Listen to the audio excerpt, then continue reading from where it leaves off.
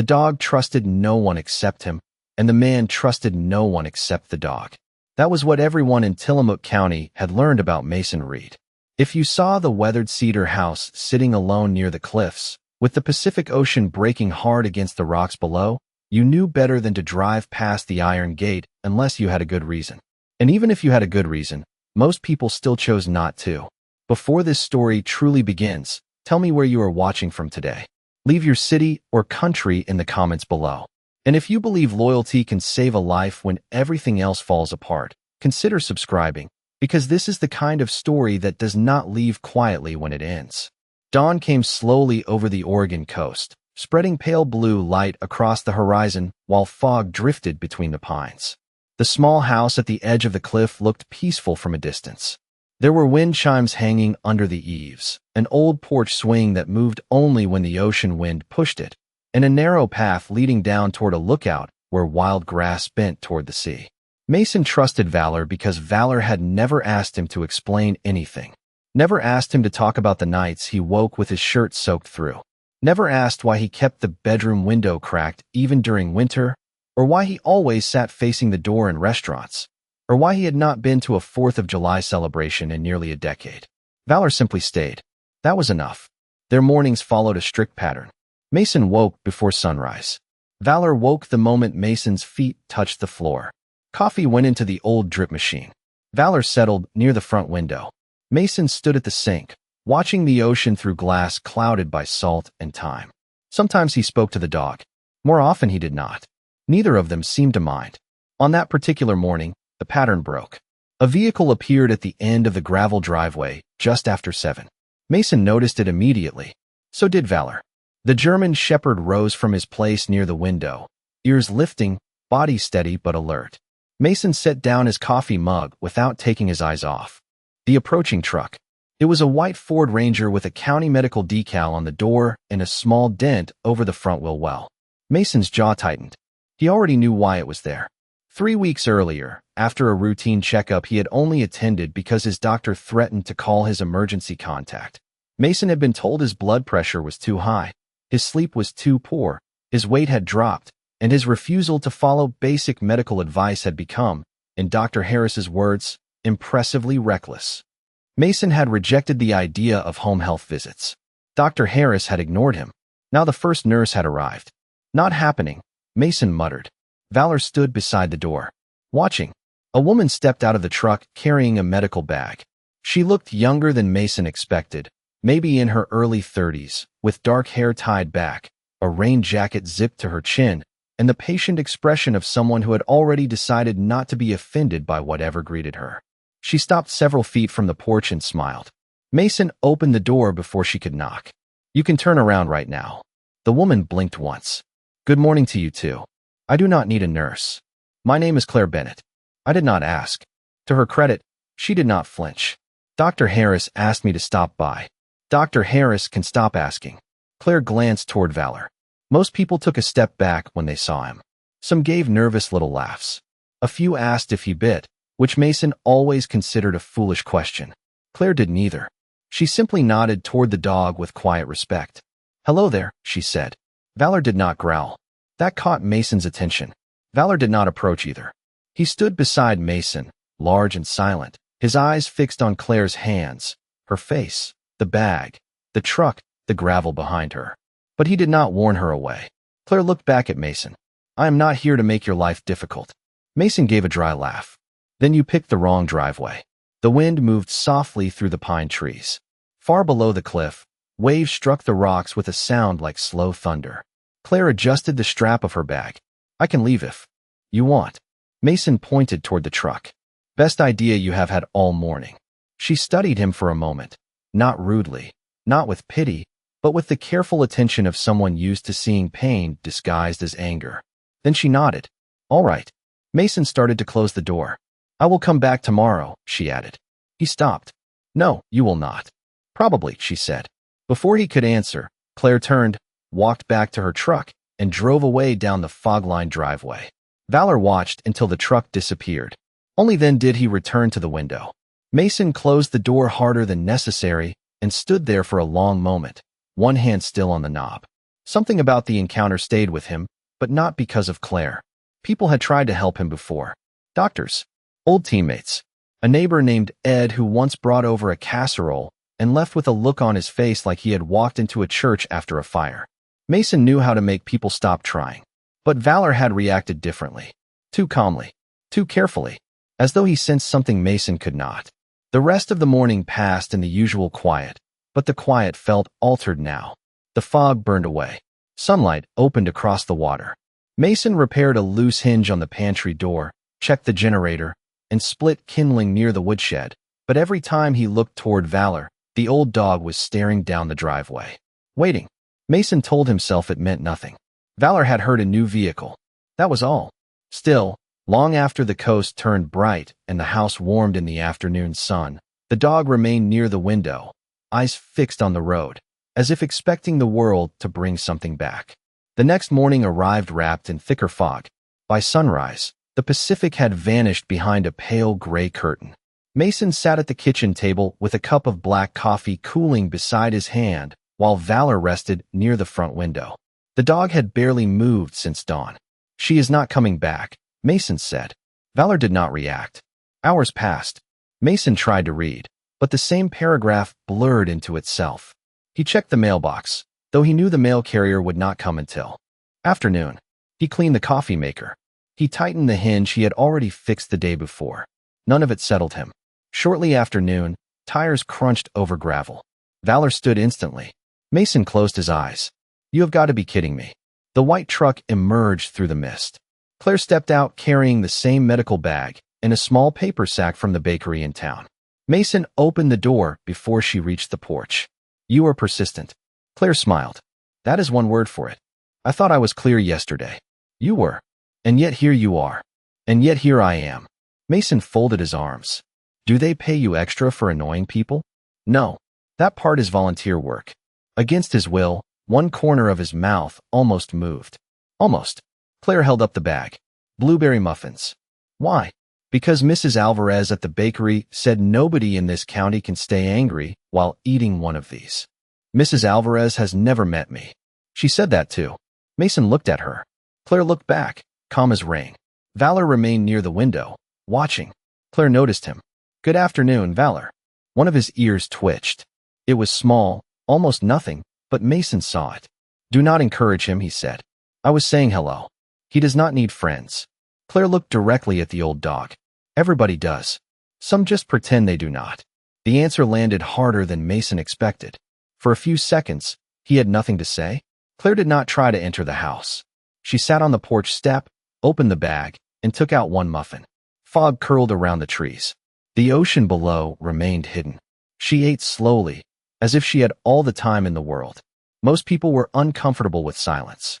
They filled it with questions, explanations, apologies, small talk. Claire did not. That irritated Mason more than he wanted to admit. Eventually, she looked out toward the gray emptiness beyond the yard. The view must be beautiful when the fog clears. It is. Do you ever get tired of it? No. She nodded. I get that. Another silence followed. Then Valor walked to the door and sat beside Mason. Not tense. Not protective. Curious. Claire glanced at the dog and smiled. Gently. That is progress. Mason looked down.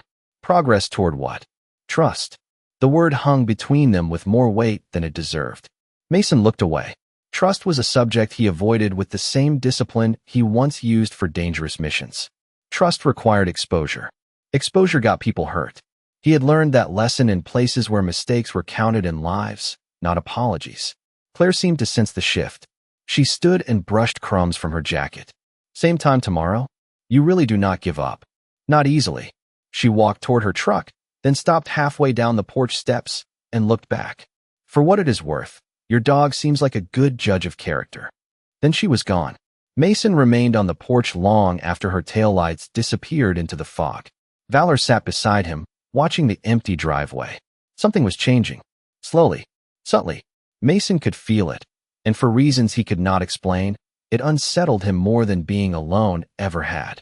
That night, before bed, he found Valor sleeping near the front door instead of beside Mason's chair. The old dog looked peaceful, almost hopeful. Mason stood in the hallway and frowned. Hope was dangerous. Hope made promises it had no authority to keep. Yet somewhere deep inside him, beneath years of locked rooms and unsaid names, a memory stirred. It carried with it a word he had not spoken in more than a decade. 3 mornings later, the fog came in so thick it turned every window white. Mason stood in the kitchen pouring coffee while Valor waited by the front door. The dog had developed a new routine. Every morning, 10 minutes before Claire usually arrived, he positioned himself there as if he had an appointment. Mason pretended not to notice. Pretending had become one of his few remaining talents. Tires sounded on gravel. Valor's ears lifted. "You are becoming predictable," Mason muttered. A soft knock came at the door. Mason opened it. Claire stood outside with her medical bag and a paper cup. "Morning. You keep showing up. You keep opening the door." For a second, the corner of Mason's mouth betrayed him. Claire noticed, but did not celebrate it. "Coffee?" Mason asked, suspiciously, nodding toward the cup. "Tea. Not everyone survives on caffeine and stubbornness." Valor stood beside the doorway watching her. Again, he did not block her path. Claire crouched slightly and extended one hand, stopping several feet away instead of reaching into his space. "Good morning, Valor." The German shepherd looked at her. Then his tail moved once. Barely. But to Mason, it sounded like a door unlocking. Claire smiled. "I think we are making progress. Do not get excited." Too late. The examination was brief. Blood pressure, medication questions, sleep questions Mason answered with as few words as possible. Claire did not lecture. She wrote notes, asked only what she needed, and let the rest wait. Eventually, she lowered the cuff and studied the reading. "Still high," she said. "Still alive. That is a low standard. It has worked so far." She looked at him, not amused this time. "Has it?" Mason's expression hardened. Claire did not apologize for the question. She simply put the cuff back in her bag. Valor crossed the kitchen and lay down near Claire's chair. Mason noticed immediately. For years, Valor had always positioned himself between Mason and strangers. Today he rested beside one. Claire looked down and smiled. "He is a good dog." Mason's face changed, not visibly enough for most people to notice, but enough for Claire. "He is more than that," he said. The room quieted. Claire waited. Mason stared into his coffee cup. For several seconds he said nothing. Then he spoke as if the words had escaped before he could stop them. "Dogs do not lie." Claire listened. "They do not pretend. They do not leave because things become difficult." His voice remained calm, but something heavy moved beneath it. "They stay." Claire glanced toward Valor, who had settled his head on his paws. "Sounds like he saved your life." Mason looked toward the fogged window. More than once.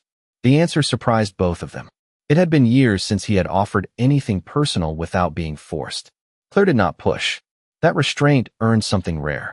Respect. The rest of the visit unfolded with a quiet rhythm. Claire organized his medication bottles, updated a chart Dr. Harris had sent, and pointed out that the smoke detector in the hallway needed batteries. Mason complained about all of it. Claire ignored most of the complaining. When she noticed a loose shelf in the kitchen, she held one side while Mason tightened the brackets. "You always fix things yourself?" she asked. "Usually. And when you cannot." He tightened the screw until the wood creaked. "I find a way." Claire said nothing, but he felt the meaning of her silence. Near noon, while Mason rinsed 2 coffee mugs, Claire paused beside the bookshelf in the living room. Most of the shelves held military history, biographies, old paperbacks, and a few manuals he refused to throw away. One shelf held framed photographs, training exercises, coastlines. A few men smiling in ways people only smile when they do not yet know what time will take from them. Claire stepped closer. At the end of the shelf, hanging from a small brass nail, was an old dog tag. It was not one of Mason's. The metal was worn smooth around the edges. Salt air had dulled it. The chain had darkened. Most of the engraving had faded, but one word could still be read if the light caught it. Claire leaned closer. Mason saw her looking. The temperature in the room seemed to drop. Valor lifted his head. Claire turned. "Whose dog tag is this?" Mason did not answer. His eyes fixed on the small piece of metal as if it had reached across the room and put a hand around his throat. Claire immediately understood she had touched something deep. "You do not have to answer," she said. Mason looked toward the window. Fog drifted across the glass like slow-moving ghosts. Most people stop asking questions when they realize they are standing near a landmine. His voice was calm, but tense. Claire folded her hands around her clipboard. Maybe some questions matter too much to ignore. A muscle tightened in Mason's jaw. For a long moment, nobody moved. Then Mason crossed the room and removed the tag from the nail. The chain rattled softly in his hand. Valor rose and moved with him. The dog's shoulder brushed Mason's leg. Mason held the tag carefully, not like an object, but like something alive enough to break. There was another dog before Valor, he said. Claire remained silent. Mason lowered himself into the chair beside the window. Valor settled at his feet. Long before this house, Mason continued. Long before the ocean. Back when I still believed I could fix everything. His thumb moved over the worn metal. His name was Shadow. The moment the name entered the room, Valor lifted his head. Mason noticed. A faint, broken smile appeared and vanished. Funny. Even after all these years, he still reacts. Claire felt a chill move through her. Shadow. The name settled into the room, into the walls, into the fog, into all the silence Mason had built around it. Shadow was my first working dog, Mason said. German Shepherd. Smarter than most people I knew. He never needed half the commands I gave him. Somehow he always knew. Claire looked toward Valor. The old dog was perfectly still, as if listening. After Shadow was gone, I stopped saying his name. Mason looked down at the tag. People thought that meant I had moved on. He gave a quiet laugh with no humor in it. Truth was, I had not moved anywhere. I was just standing still where nobody could see me. Claire had worked with enough veterans, widowers, lonely parents, and stubborn old men to recognize when grief was not leaving but surfacing. She did not interrupt. Mason turned the dog tag over. Shadow saved me twice overseas. Once from an ambush. Once from myself after. He swallowed. The third time was here, years later. Stateside. A training accident. Bad weather. A collapsed structure. A mistake that never should have happened. Valor leaned closer against his boot. Mason's voice lowered. I gave the order. He went in. I got out. He did not. The room fell silent. The truth was simple enough to say and impossible enough to survive. Claire's expression softened. Mason. He raised one hand slightly, stopping her kindness before it reached him. Do not. She nodded. Outside, sunlight began thinning the fog. Pale gold touched the floorboards. Valor stood, crossed to the bookshelf, and sniffed the empty place beneath the nail where the tag had hung. Then he turned and looked directly at Mason. Not. Curious. Certain. Mason stared back. Something passed silently between them. Something Claire could not translate, but could feel. Finally, Mason exhaled. You remember too, do you not? Valor's tail moved once against the floor. Claire watched in amazement. She had seen dogs recognize scents and routines, but this felt deeper. It felt like memory had a heartbeat. Mason looked exhausted suddenly. Older. As though speaking the name had cost him more than the day could repay. But for the first time since Claire had met him, the walls around him seemed lower. Not gone. Lower. He placed the dog tag on the table. The metal caught the sun for one brief second. Then he whispered, almost to himself, I never thought I would hear that name in this house.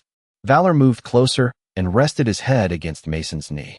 The retired SEAL placed one hand gently on the dog's neck. Neither moved. Neither needed to. The next visit was different before Claire even stepped onto the porch. Mason did not smile, but he opened the door without telling her to leave. Valor did not stand guard in the hallway. Instead, he greeted Claire by walking close enough for her to touch the top of his head. She did not take the invitation too quickly. Morning, Valor, she said softly. The old dog allowed her hand to rest between his ears. Mason watched from the kitchen. Do not let it go to your head, he said. Claire smiled. Too late. Rain moved over the coast that morning, soft and steady. The ocean blurred behind the windows. Claire checked Mason's blood pressure, which remained too high but slightly improved. She asked if he had eaten breakfast. He said coffee counted. She said it did not. He said it had counted for 30 years. She said that explained several things. To Mason's annoyance, he almost laughed. After the checkup, Claire noticed a small wooden box tucked behind the framed photographs on the shelf. It was easy to miss unless someone was standing exactly where she was. Dust coated the lid. The brass latch had darkened. What is that? She asked. Mason followed her gaze. His expression changed. I have not opened that in years. Why? He stared at the box. Because some memories feel safer when they stay asleep. The answer hung there. Then Valor rose. Slowly, carefully, the old German shepherd crossed the living room and stopped beneath the shelf. He looked up at the box, then back at Mason. Once, twice, waiting. Mason stared at him. Claire had heard stories from handlers and veterans about working dogs building private languages with their people. Signals, patterns, looks that meant more than commands. This was one of those moments. The message was unmistakable. Mason closed his eyes briefly. You have got to be kidding me. Valor's tail moved once. Mason stood, reached behind the photographs, and carefully lifted the wooden box from the shelf. Dust rose in the light. His hands trembled slightly, not from age, but from memory. He set the box on the kitchen table. For several seconds, nobody touched it. Rain tapped the windows. The old clock near the stove ticked steadily. Valor sat beside the table like a guardian at a door. Mason brushed dust from the lid. An inscription appeared beneath his fingers. Open when ready. Claire looked at the words, then at him. Mason's face had gone pale. Did you write that? She asked. No. He swallowed. Thomas did. The name seemed to catch in his throat. Thomas. Mason looked down. Thomas Bennett. My best friend. My teammate. Claire's hands tightened around the strap of her medical bag. Mason did not notice. He was staring at the inscription. He gave it to me after Shadow died. Told me to open it when I was ready. Mason laughed once under his breath. I told him I was ready that day. He called me a liar. Claire's voice came carefully. What happened to Thomas? Mason did not look up. Cancer. 6 years ago. I found out too late. He had tried to call. I never answered. Claire lowered her eyes. That was when Mason finally noticed the change in her face. What? She hesitated. Nothing. He studied her, suspicious now. Claire. It was the first time he had used her name without irritation. She took a slow breath. My father's name was Thomas Bennett.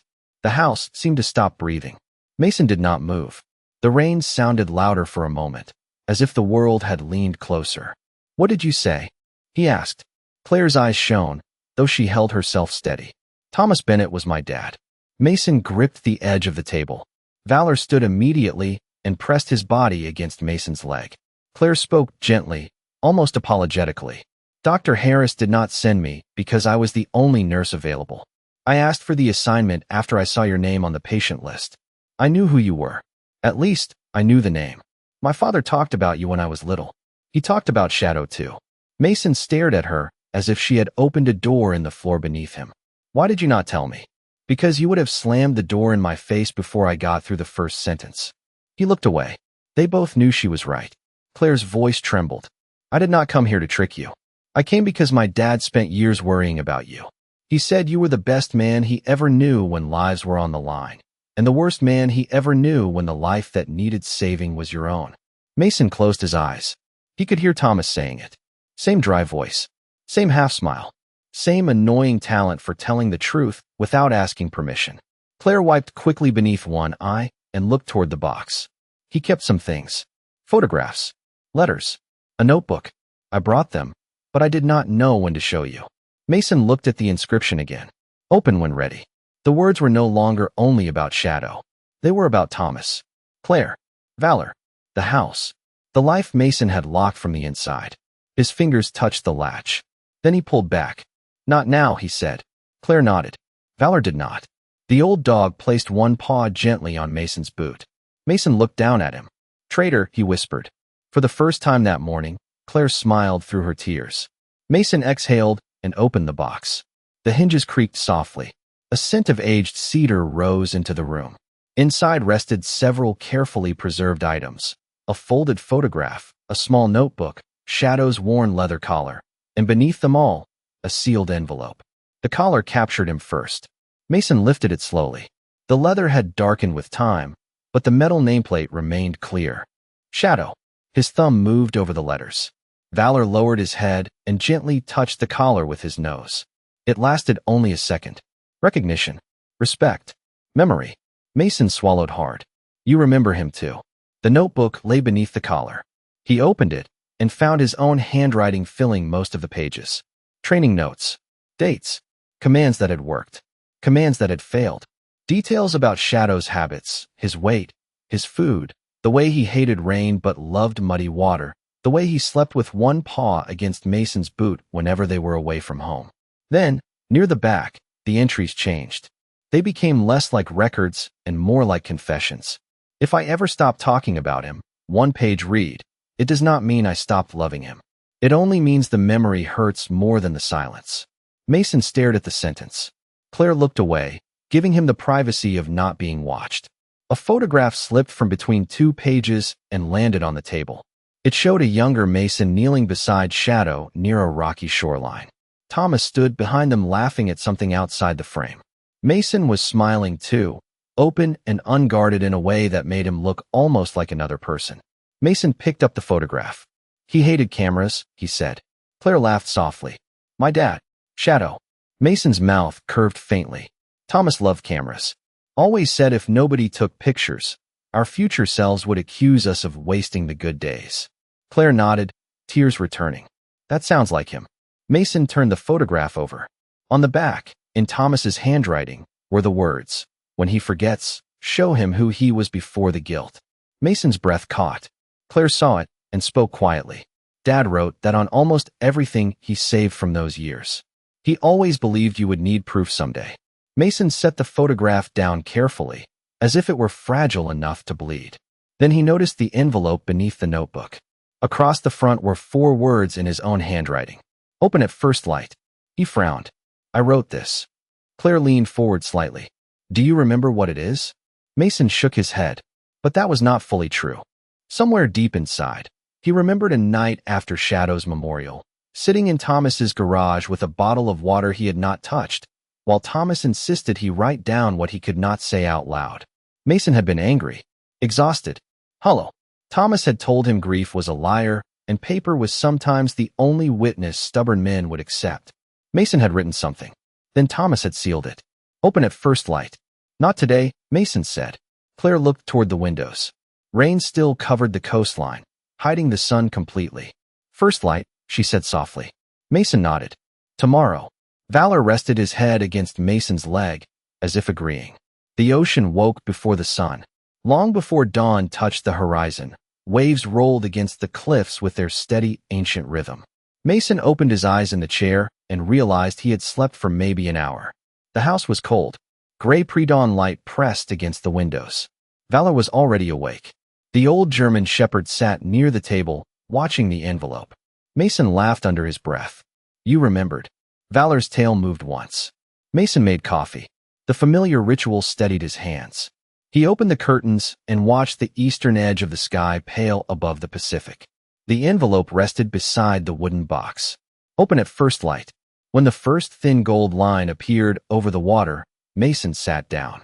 Valor settled at his feet. Carefully, Mason broke the seal. The paper inside crackled as he unfolded it. The handwriting was his own, but it felt like receiving a letter from a younger version of himself. A man who still had Thomas beside him. A man who had not yet spent years mistaking punishment for loyalty. Dear Mason, if you are reading this, then enough time has passed. Maybe too much. Maybe exactly enough. Either way, there is something you need to remember because you will try to forget it. Mason frowned and continued. Shadow never wanted you to carry guilt. Not for one day. Not for 1 year. Not for the rest of your life. You gave him commands because that was your job. He followed because that was his heart. But his life was never a debt you were supposed to repay with loneliness. Mason looked away from the page toward the ocean glowing under dawn. For years he had told himself he avoided Shadow's name out of respect. The truth was uglier. He had avoided the name because it exposed the wound. He had punished himself because punishment felt like proof that he still loved the dog he could not save. He read on. Dogs do not measure life the way people do. They do not count years and stack them against one bad day. They do not replay mistakes until the mistakes become a home. They love. They trust. They forgive faster than we deserve. Then they wake up and do it again tomorrow. Valor lifted his head and rested it against Mason's knee. Mason's eyes burned. If Valor is with you when you read this, listen carefully. He understands something you forgot. Loyalty is not a debt. It is a gift. Stop treating it like a burden. Mason pressed his thumb against the paper. The house was silent except for the waves. There is one more thing, the letter continued. If someone enters your life and stays when they have every reason to leave, let them stay. Do not punish people for wounds they did not create. Thomas says I should write that twice because I am too stubborn to understand it the first time. So here it is again. Let them stay. A soft knock sounded at the front door.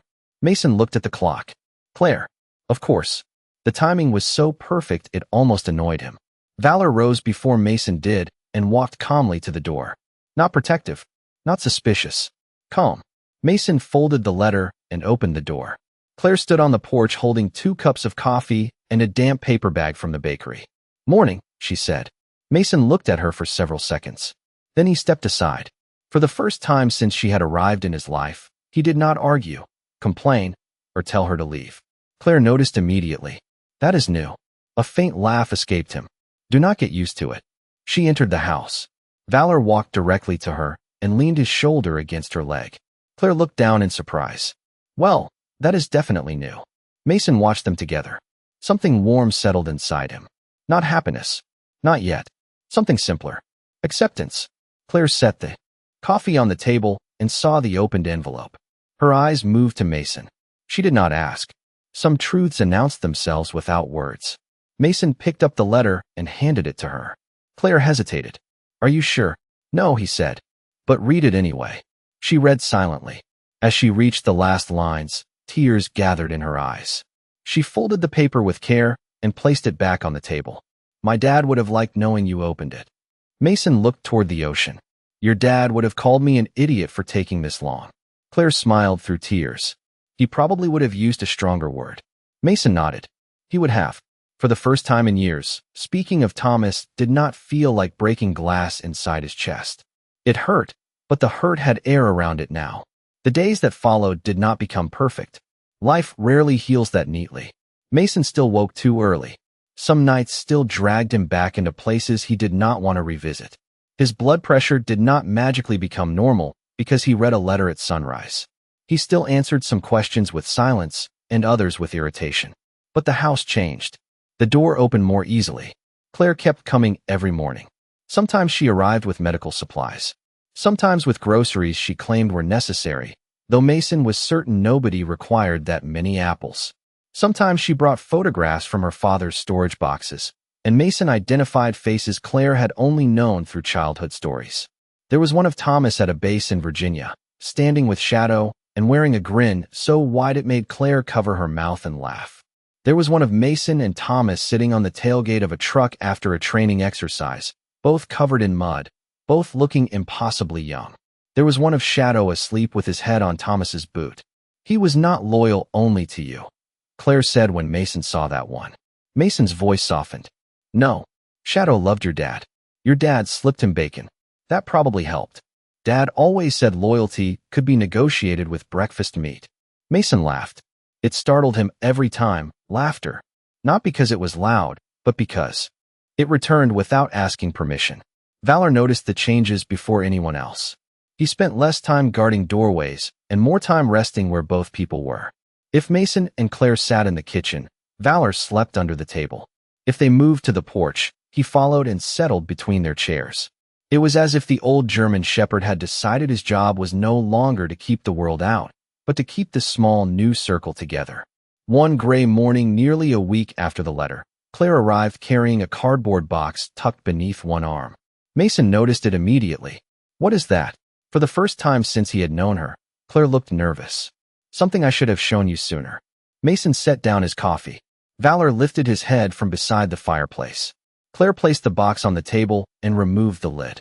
Inside were old photographs, a leather notebook, a folded navy sweatshirt, and a second sealed envelope yellowed with age. Mason picked up the sweatshirt first.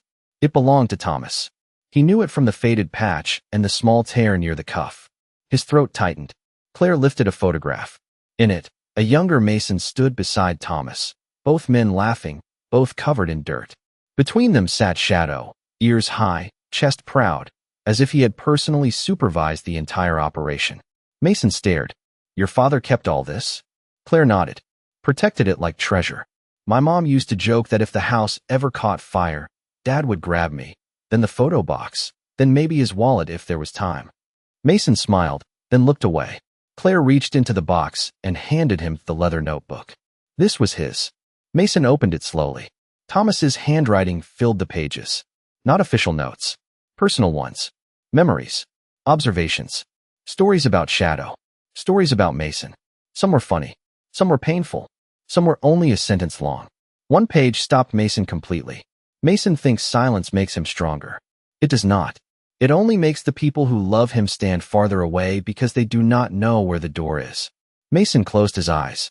Claire spoke softly. He wrote about you more after he got sick. I think he was afraid he would not have time to find you again. Mason did not defend himself. There was no defense that mattered. I should have answered, he said. Claire's face softened. Yes. The honesty hit harder than comfort would have. Then she added, but he never stopped loving you like a brother. Not even when he was angry. Mason opened the notebook again, because closing it felt like cowardice. Near the back, Thomas had written one last note. If Claire ever finds Mason, I hope she sees what I saw. Not the wall. The man behind it. If Shadow could forgive him for being human, maybe he will learn to forgive himself. Mason's hand trembled. Claire reached to the bottom of the box and removed the yellowed envelope. Across the front were 6 words in Thomas Bennett's handwriting. Give this to Mason someday. Neither of them moved for several seconds. Then Claire handed it to him. Mason opened the envelope carefully, as though Thomas might hear if he tore it too roughly. The letter was short. Thomas had always preferred simple words when simple words would do. Mason, if you are reading this, Claire found you. Good. That means somebody finally ignored your stubbornness long enough to help. I hope you gave her a hard time, because if you were polite right away, I would know something was terribly wrong. A laugh broke out of Mason before he could stop it. Claire laughed too, wiping at her eyes. Mason continued, I do not know what you have told yourself all these years, but I know you. You probably decided Shadow's death proved something terrible about you. It did not. It proved what we already knew. That dog loved with his whole body. He trusted you. He trusted the work. He trusted the bond. You were not his failure, Mason. You were his person. Mason lowered the page. Valor came to his side and placed his chin on Mason's thigh. Mason breathed through the pressure in his chest, then read the rest. You spent years carrying things that were never yours to carry. Let them go.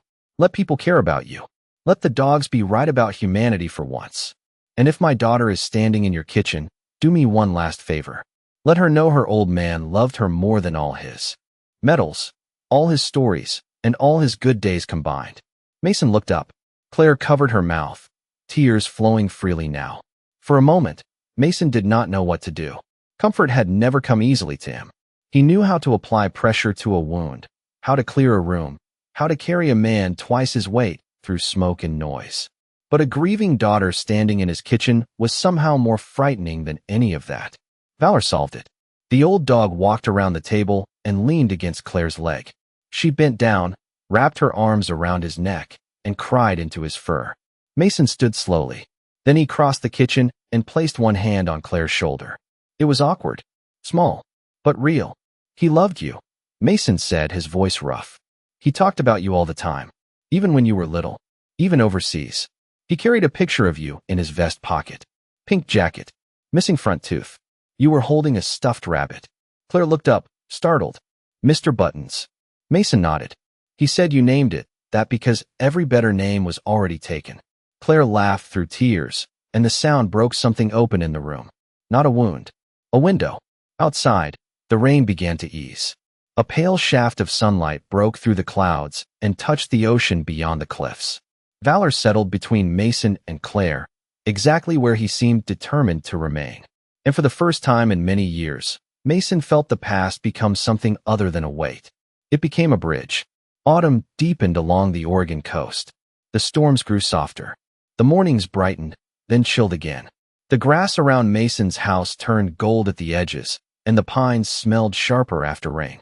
Weeks passed, and the small cedar house no longer felt abandoned by the world. Mason no longer watched the driveway with suspicion. He watched it with expectation. He still complained when Claire arrived with groceries. I am not helpless, he told her one morning as she carried in a bag of oranges. No one said you were. Then why are you bringing fruit? Because your refrigerator looks like it belongs to a divorced college student. I was never divorced. That is the least surprising thing you have ever told me. Valor huffed from the rug, as if amused. Mason pointed at him. Do not take her side. Valor closed his eyes. Claire did not stay only as a nurse anymore. Boundaries still mattered, and she respected them. But something honest had grown between them, something shaped by Thomas's memory and Valor's judgment, and Mason's reluctant willingness to stop fighting every kindness that came near him.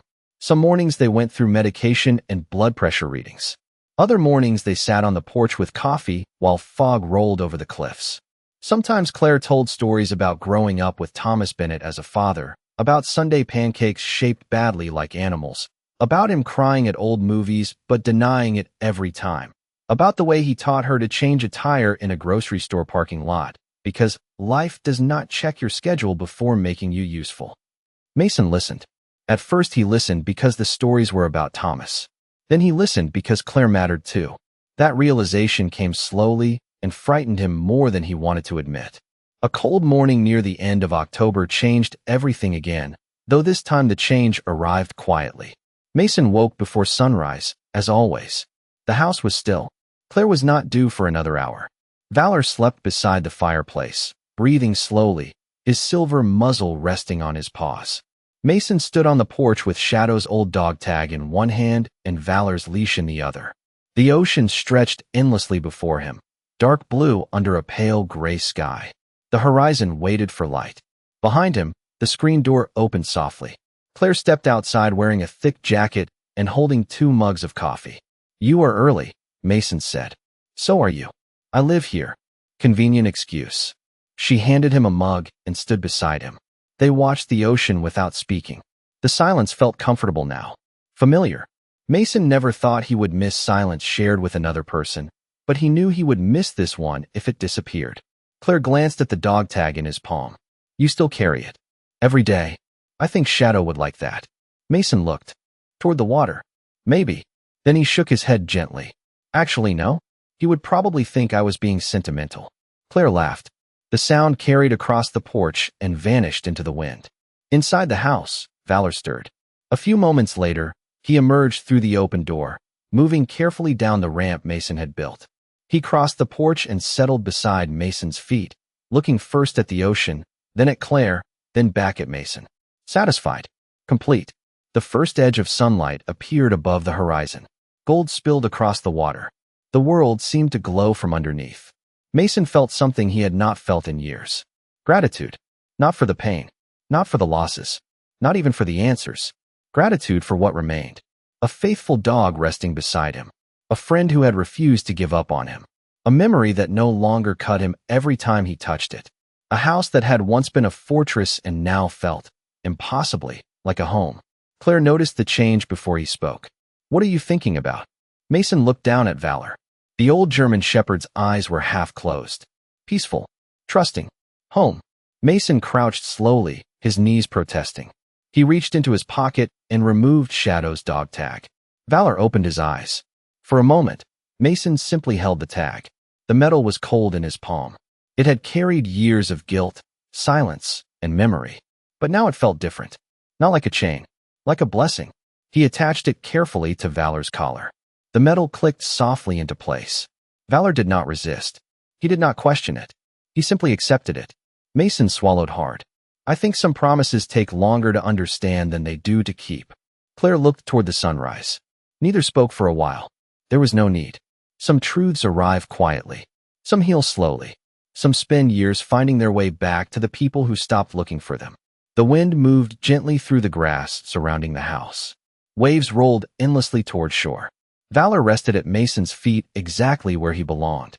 And for the first time in more than a decade, the retired SEAL no longer felt like he was guarding his life from the world. He was finally living it. Later that morning, sunlight filled every room of the Cedar house. Claire made breakfast in the kitchen after informing Mason that coffee and regret were not food groups. Mason grumbled but ate the eggs anyway.